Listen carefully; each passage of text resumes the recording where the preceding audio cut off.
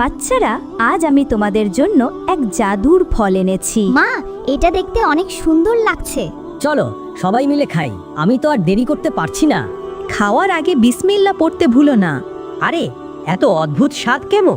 তুমি বিসমিল্লাহ বলনি, তাই আমি তোমাকে নিতে এসেছি।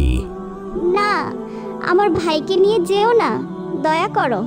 বাচ্চারা, দ্রুত বলো বিসমিল্লাহ, তবেই আল্লাহ আমাদের রক্ষা করবেন। বিসমিল্লাহ পড়তে ভুলো না। আরে এত অদ্ভুত স্বাদ কেমন? তুমি বিসমিল্লাহ বলনি, তাই আমি তোমাকে নিতে এসেছি।